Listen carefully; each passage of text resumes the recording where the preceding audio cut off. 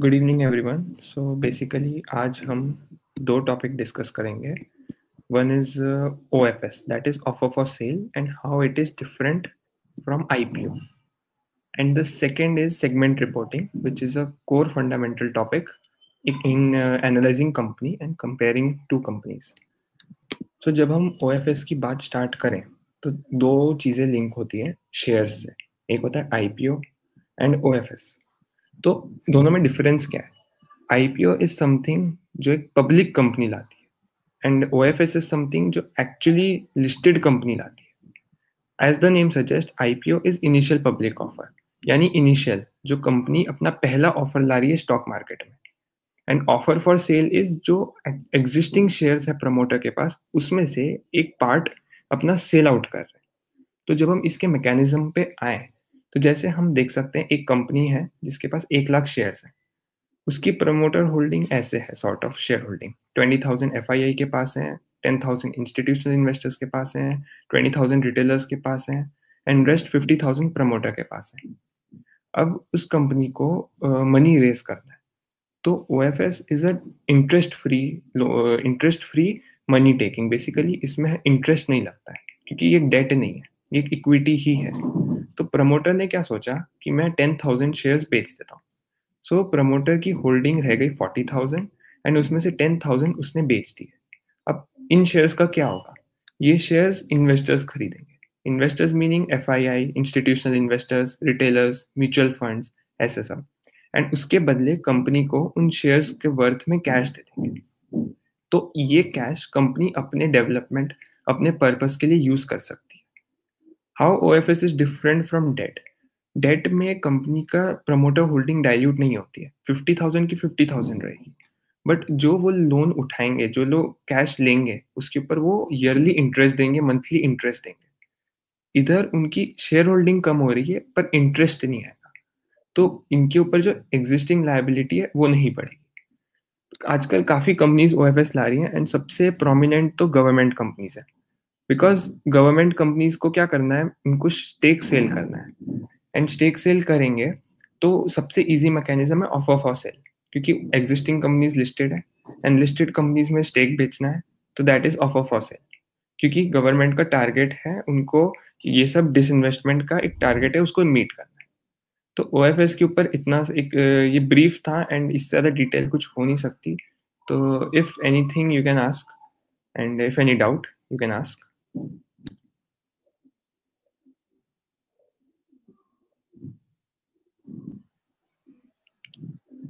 Okay, so now I will move on to segment reporting.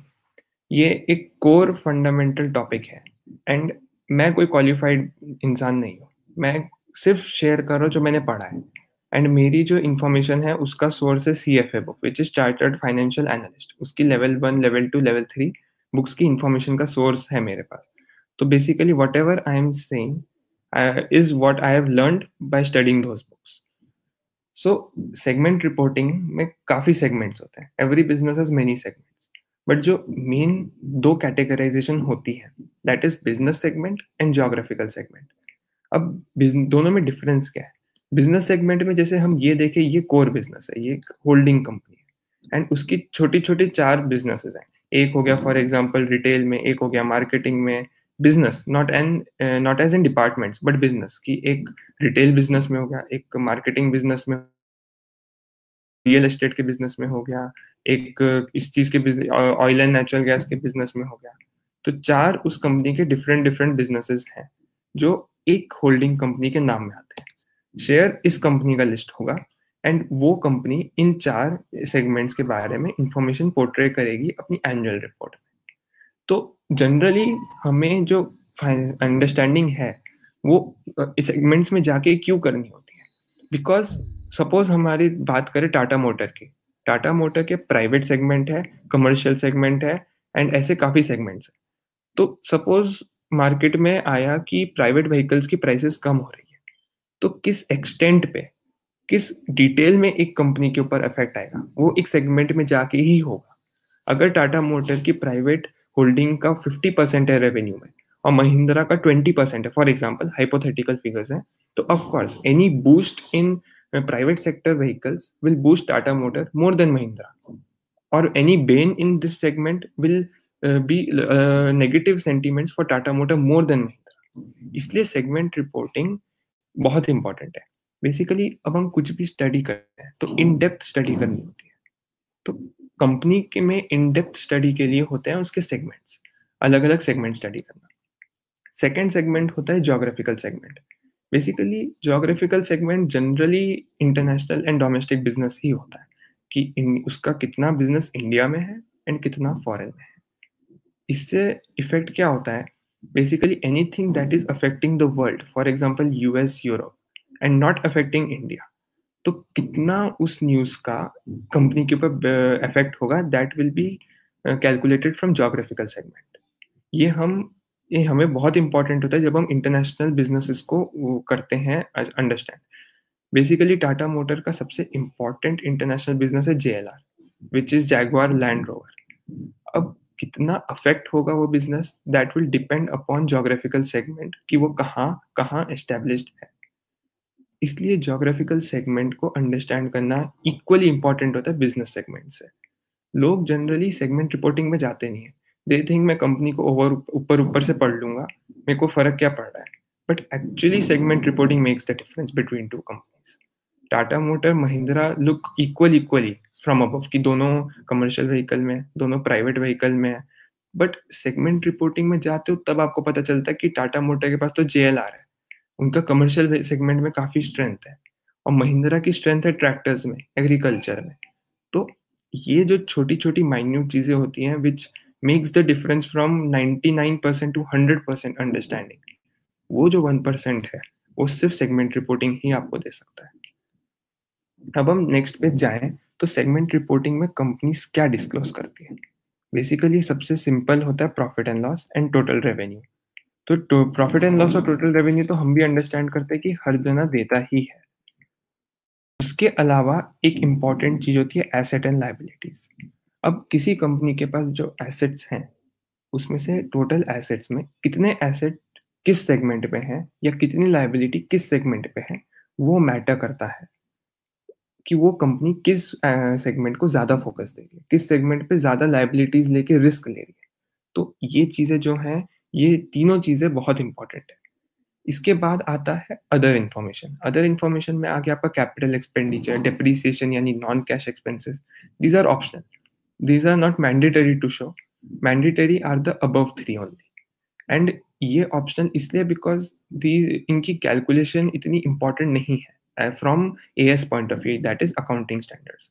तो इतना important नहीं है कि आप सेगमेंट रिपोर्टिंग में ये दिखाओ, but above 3 are mandatory.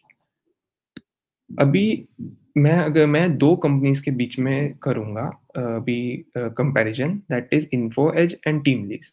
Both are close competitors and both are in certain same segments. तो इससे पहले कोई डाउट हो अभी तक थ्योरी में तो यू कैन आस्क, और you can those who are viewing live streaming can ask in the comment section.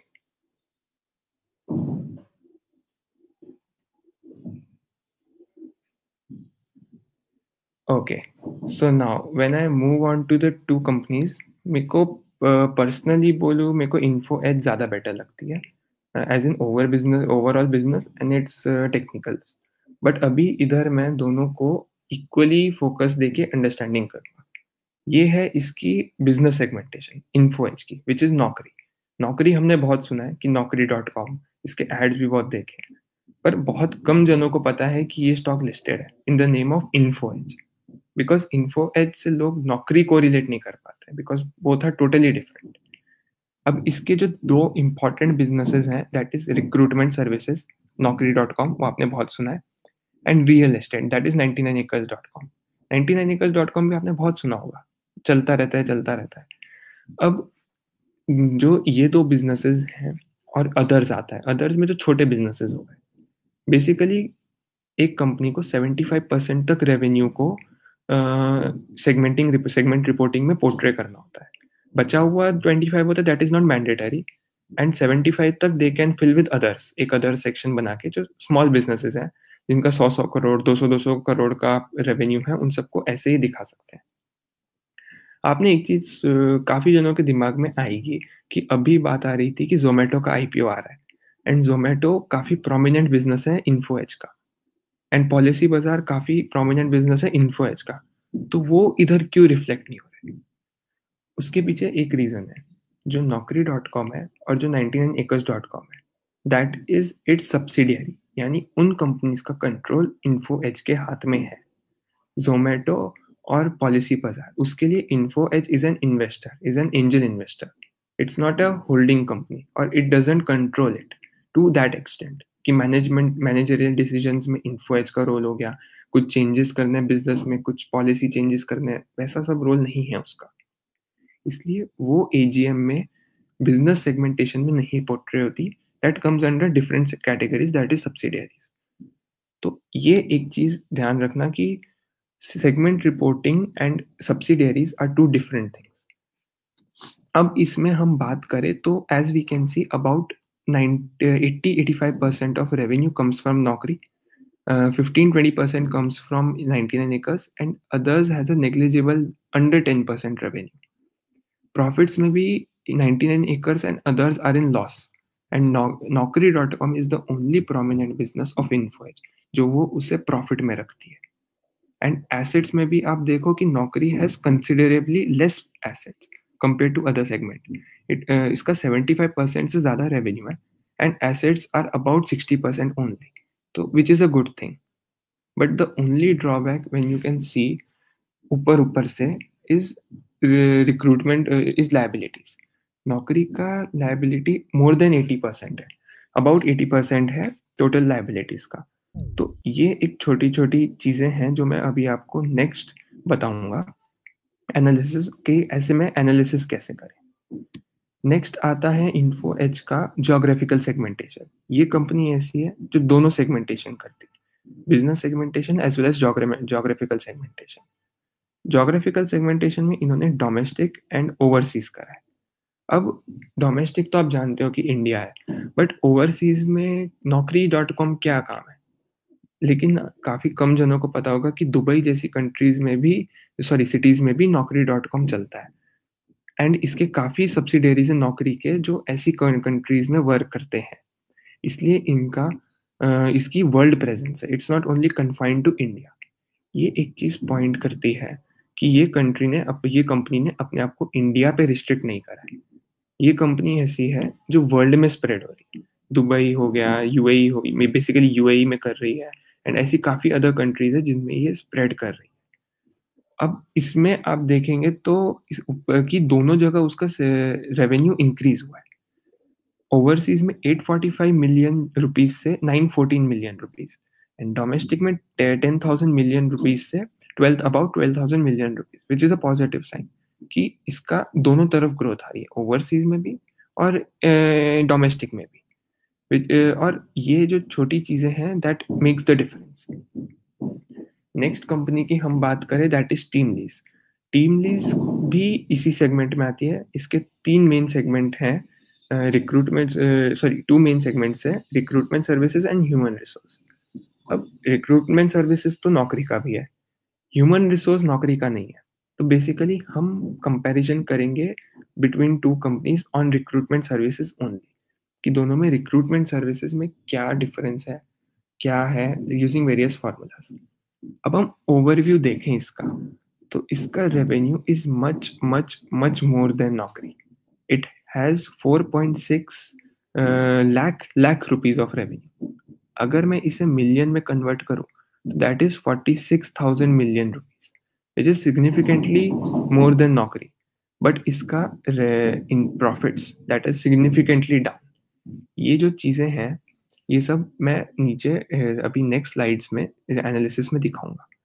अब जैसे मैंने बात करी depreciation, amortisation and non cash expenses और कैपिटल एक्सपेंडिचर, ये 3 चीजें हैं जो टीमलीज ने दिखाई हैं बट नौकरी ने नहीं दिखाई है। तो ऐसी छोटी छोटी चीजें भी होती हैं, दीज आर, सिर्फ ये 3 चीजें नहीं है, बहुत सारी चीजें भी हैं। और तो ये चीजें होती है जो मैंडेटरी नहीं होती है। तो ये अच्छा है दिखाई है but it doesn't make much difference also. Then इन दोनों के इसने टीम लीज ने अपने एसेट्स भी दिखाए हैं and assets and liabilities between these 3। Unallocated मतलब basically it's the other name for others only, कि अदर्स का इतना एसेट्स है, इतना लायबिलिटीज है, अदर्स का इतना रेवेन्यू है, इतना प्रॉफिट है। तो ये चीजें, ये था इसका business segmentation of team lease. Team lease भी अच्छी कंपनी है, it is also an emerging business, but comparing both companies I feel personal view is नौकरी इज बेटर। टीम लीज भी जोग्राफिकल सेगमेंटेशन देती है, that is India and outside, outside meaning foreign only. India का इसका काफी significant revenue है। आप compare करेंगे नौकरी से, तो नौकरी के कंपैरिजन में टीम लीज तो आउटसाइड इंडिया है ही नहीं बिल्कुल, because Naukri had significant out foreign revenues, team lease का नेग्लिजिबल फॉरेन रेवेन्यू है out of total. So we can consider TeamLease as a sole Indian company only, because ये इसी साल एस्टेब्लिश हुआ है आउटसाइड में। आप देख सकते हो इसका लास्ट ईयर जीरो रेवेन्यू है आउटसाइड में, इस साल ही पोर्ट्रे हुआ है। तो ये किस तरह कैपिटलाइज कर पाते हैं अगले 2-3 साल में, that depends on company and its management. Naukri is well established in foreign also compare to team lease. तो ये एक पॉइंट है that puts Naukri above TeamLease, कि वो एस्टेब्लिश्ड है फॉरेन में। बट आप अगर काउंटर देखो तो team lease has just entered foreign segment, तो क्या पता इट डज समथिंग दैट नौकरी कुडंट, क्या पता इसका रेवेन्यू मल्टीफोल्ड हो जाए फॉरेन में। तो ये एक रिस्क फैक्टर आ जाता है इन टीम लीज, कि वो नए सेगमेंट में जा रही है, कितना कर पाती है, कितना नहीं कर पाती, किस स्पीयर पे वो कर पाती है। तो ये चीजें जो आपको देखनी पड़ेगी। अभी हम बात करें कॉमन सेगमेंट की बिटवीन नौकरी एंड टीम लीज, तो रिक्रूटमेंट है। हमने अभी बात करी थी, मैंने बताया था। अभी मैं एनालिसिस पे आऊँ उससे पहले, if anyone has any doubt, कुछ भी क्वेरी हो, तो please ask. You can, as I said, you can also comment in the live chat.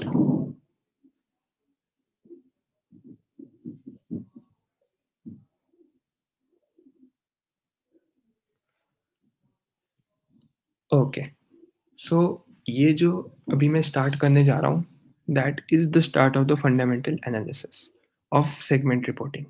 अभी तक जो मैंने बताया that was just theory, that was just the basics. अभी मैं कंपैरिजन स्टार्ट करूँ तो बेसिकली इन दो कंपनी में ये चीज़ बहुत मेरे को लगी थी, इट इज़ वेरी डिफरेंट, कि रेवेन्यू टीम लीज का इज इन मल्टीफोल्ड्स ऑफ नौकरी, बट प्रॉफिट्स ऑफ नौकरी is मल्टीफोल्ड्स of team lease.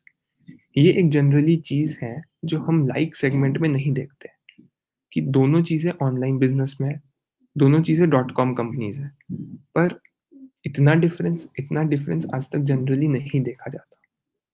Generally आप अगर कंपेयर करो आईओसी को, एचपीसीएल को, बीपीसीएल को, इन सब को, तो इतना डिफरेंस नहीं देखा जाता। It can be minute, +-10-20%, but it's totally negative only, कि एक जगह टीम लीज रेवेन्यू में लीड कर रही है तो नौकरी प्रॉफिट्स में लीड कर रही है। तो general it shows negative relations between these two companies in terms of revenue and profit. ये एक चीज है जो काफी मायने रखती है, बिकॉज इंडियन कंपनीज काम करती है प्रॉफिट के लिए। जितना कम रेवेन्यू, जितना ज्यादा प्रॉफिट, उतनी अच्छी कंपनी होती है, बिकॉज उसका प्रॉफिटेबिलिटी रेशियो ज्यादा है। एंड दिस ऑल्सो शोज कि नौकरी का तो अभी मार्केट में ग्रैब है ही नहीं, बिकॉज टीम लीज का इतना ग्रैब है कि नौकरी का तो इतना ग्रैब है ही नहीं अभी मार्केट में। तो इफ नौकरी ग्रैब्स दैट रिमेनिंग मार्केट, तो इसके प्रॉफिट्स कहाँ होंगे। इसमें एक चीज आप जरूर देखना बिफोर अंडरस्टैंडिंग दिस, कि पिछले 5 साल में नौकरी का क्या प्रॉफिट ग्राफ रहा है। इज इट डिक्रीजिंग और is it increasing? Because if it is increasing then it's well and good, कि वो अभी सेगमेंट में और ग्रैब कर रही है। If it is decreasing then this points to a concern, कि team lease is gaining market share whereas Naukri is losing market share. तो ये एक जरूर देखना आप। ये है सबसे इम्पॉर्टेंट, कि क्या एनालाइजिंग रेशियोज होंगे। सबसे मेन है segment margin, which is segment profit divided by segment revenue. You can also say it's a profitability ratio. हम कंपनीज के प्रॉफिट्स की बात करते हैं, हम कंपनीज के प्रॉफिटेबिलिटी रेशियोज की बात करते हैं, कि उसने सपोज 100 रुपीज कमाए, तो उसमें से उसे नेट प्रॉफिट कितना मिला।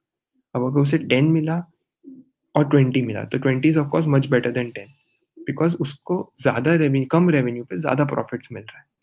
इसको दूसरे पॉइंट ऑफ व्यू से देखो, जिस कंपनी का 20 रुपीज़ प्रॉफिट है उसको सिर्फ 50% रेवेन्यू ही करना है to match the other company, कि 10 रुपीज़ प्रॉफिट कमाने के लिए उसे सिर्फ 50 रुपीज़ की रेवेन्यू करनी है compare to 100 rupees revenue of the other company.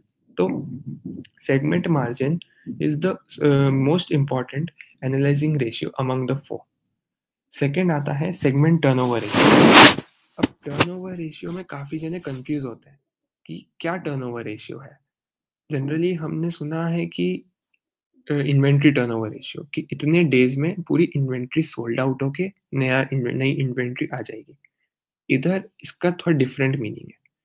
Segment revenue divided by segment asset, यानी उसके सपोज 100 रुपीज़ के एसेट्स हैं, तो उस 100 रुपीज़ पे वो कितना रेवेन्यू जनरेट कर रही है। Is it 500, 600, 1000, 2000?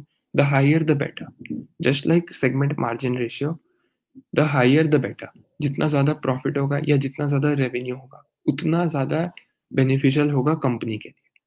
कंपनी को कम एसेट्स लगा के ज़्यादा रेवेन्यू मिल रहा है, विच एवरीवन वांट्स। अब आप अपने आप बिजनेस करना चाहोगे तो आप भी यही सोचोगे कि कम से कम कैपिटल इन्फ्यूजन पे ज़्यादा से ज़्यादा रेवेन्यू निकालना, विच इज़ वेरी गुड, जो हम चाहेंगे करना। देन नेक्स्ट रेशियो जो मैं बात करूंगा that is segment ROI। Segment ROI meaning return on assets. How is it different than turnover? इधर हम प्रॉफिट्स की बात कर रहे हैं, उधर हम रेवेन्यू की बात कर रहे थे। अब काफ़ी कंपनीज होती हैं जिनका segment turnover ratio is very weak but segment ROI is very strong because of high share segment margin. तो इसलिए you can not conclude a company is good और bad just on segment turnover. आपको segment ROI भी देखना पड़ेगा। As we can say कि हम कोई सब्जेक्ट पढ़ते हैं तो 10 टॉपिक्स में से 4 टॉपिक पढ़ के हम नहीं जा सकते एग्जाम देने, because then it's totally a blunder. इसलिए same thing acts here. When you are studying a company, study everything, study every ratio, every aspect, everything. Last is segment debt ratio, जो आता है कि किस सेगमेंट पे कितना date है। अब डेट हमेशा कम हो उतना अच्छा रहता है, तो this is the only ratio among the three, the lower the better. जितनी कम लाइबिलिटीज हो एसेट्स के मुकाबले उतना बेटर रहता है। कि सपोज मेरे पास 100 रुपए की एसेट्स हैं, उसके ऊपर मैंने 200 रुपए का लोन लिया, which is wrong, basically it's in multiple. But उसी 100 रुपए की एसेट्स के ऊपर मैंने 50 रुपीज का लोन लिया, which is good compare to 200, because मैंने कम लाइबिलिटी ली और ज़्यादा एसेट्स है। तो that points out to sound financial conditions of the segment. तो मैंने ये चारों ratios Info Edge and TeamLease के ऊपर अप्लाई करें, जिसका मैं आपको नेक्स्ट स्लाइड में दिखाऊंगा। ये जो लेफ्ट साइड पे है दैट इज 53%, 16, ये सब नौकरी का है, इन्फो एज का है, and the other side is of team lease. तो जैसा मैंने आपको पहले भी कहा था कि रेवेन्यू काफ़ी वीक था, प्रॉफिट्स काफ़ी वीक थे टीम लीज के। तो हियर यू कैन सी कि सेगमेंट मार्जिन नौकरी का in recruitment sector is 53% compare to just 1.9% of TeamLease. This shows कि नौकरी का मैनेजमेंट, उसकी work efficiency is much better than TeamLease. ये ज़्यादा कमा रही है, ज़्यादा अच्छे तरीके से कमा रही है, and which is the very good sign compare to TeamLease. इधर उसको 100 रुपए के रेवेन्यू में 53 रुपीज मिल रहा है, but team lease is getting only 1.9 rupees as net profit. अगर ये 1.9 20 होता then it might have been slight concern even, but लेकिन 40, 50, 60 होता then it would have been equivalent to Naukri, because 40 and 50 aren't much apart to conclude कि नौकरी is better. 40, a company having a 40% segment margin compared to 50 is also equally good. हमें आगे के segments में जाना पड़ेगा to conclude. Next segment turnover ratio की बात करें, नौकरी का इज मच बेटर। वो 100 रुपीज के एसेट्स के ऊपर 1600 का रेवेन्यू कमा रही है। अब इधर एक चीज आप देखो कि इट्स इन एक्स, यहाँ पे it's in multiples. Multiples meaning कितने एसेट के ऊपर, कितने रुपए के एसेट के ऊपर मैं कितना रेवेन्यू जनरेट कर रहा हूँ। 16.61 मीनिंग 1 रुपी के एसेट के ऊपर 16.61 रुपीज का रेवेन्यू जनरेट कर रही है नौकरी। एंड 10.20 का मतलब 1 रुपी के एसेट के ऊपर 10.20 रुपी का एसेट रेवेन्यू जनरेट करिए टीम लीज।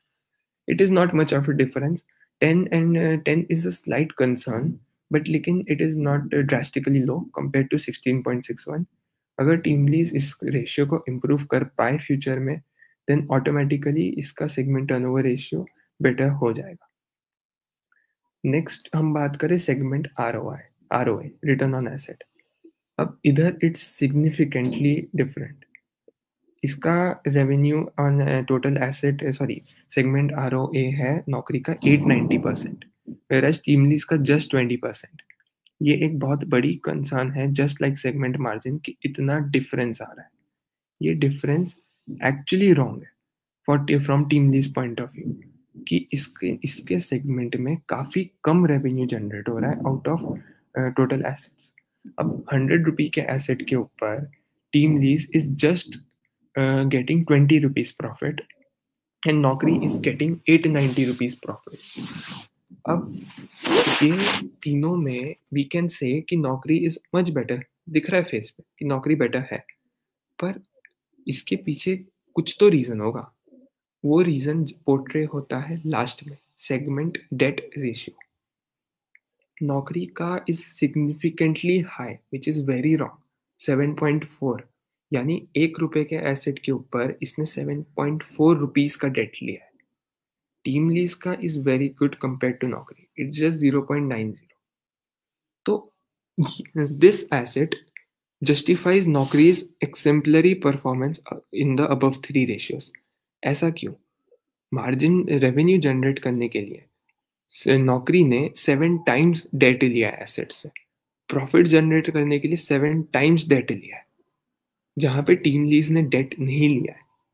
एंड काफी इन्वेस्टर्स हुआ, fundamental investors signified debt as the most important asset ratio, which is very good, which is very important because जितना ज़्यादा डेट हो उतना ज़्यादा इशू रहता है कंपनी के लिए। क्यों ऐसा होता है?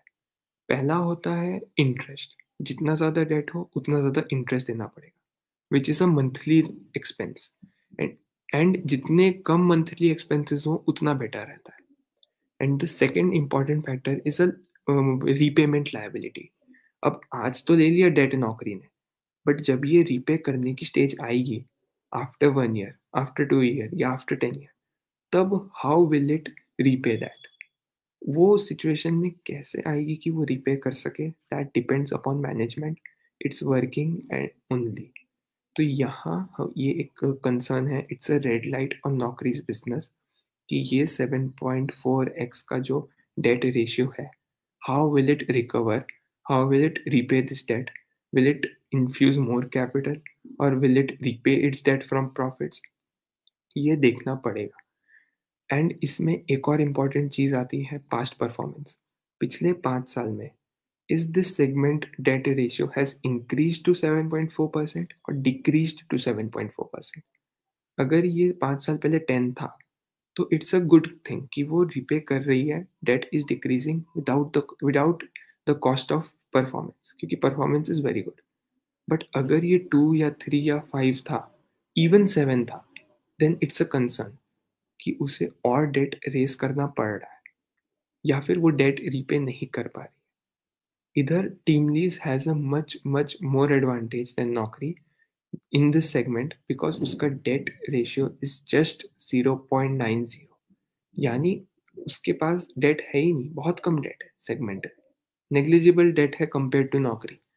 तो in long run if anything happens to economy, अगर इकोनॉमिक क्रंच आता है, then TeamLease will have less burden over itself than नौकरी।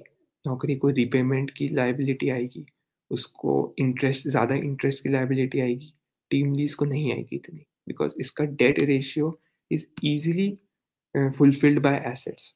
ये एसेट्स हैं इसके पास 1 रुपए के, डेट 0.9 का है। तो टू एन एक्सटेंट एसेट्स बेच के TeamLease can recover, pay off more than expected debt than Naukri को कहीं और से अरेंज करना पड़ेगा बचे हुए 6.4 रुपीज़ के लिए। टीम लीज के पास वो प्रॉब्लम नहीं आएगी इनकेस इसको बिजनेस डिसॉल्व करना पड़े बिकॉज ऑफ इकोनॉमिक क्रंच। तो ये एक था, इसके ऊपर किसी को डाउट हो एंड इधर मेरा एक छोटा सा था ये webinar just on segment reporting and OFS. तो किसी को कुछ भी डाउट हो, किसी को कुछ भी हो, you can feel free to ask.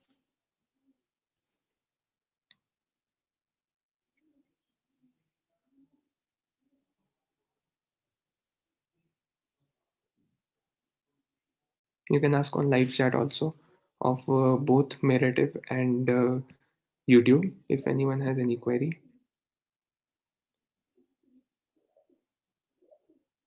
Okay, so I will be posting the link of this webinar, the recorded webinar, in tonight before 10 p.m. Please share it with your contacts, and it's for those who are not able to attend it at this moment. Thank you for your time. मेरे को एक opportunity देने के लिए कि मैंने जो knowledge gain करी है, मैं जो पढ़ रहा हूँ उसको मैं रिफ्लेक्ट कर सकूँ हियर, इधर मैं रिफ्लेक्ट कर सकूँ उससे। Thank you for this opportunity and hope to see you in future webinars also. And thank you to Merative for providing me such a great platform and giving me an opportunity to start my webinar series. Thank you. Awesome. Thank you for joining.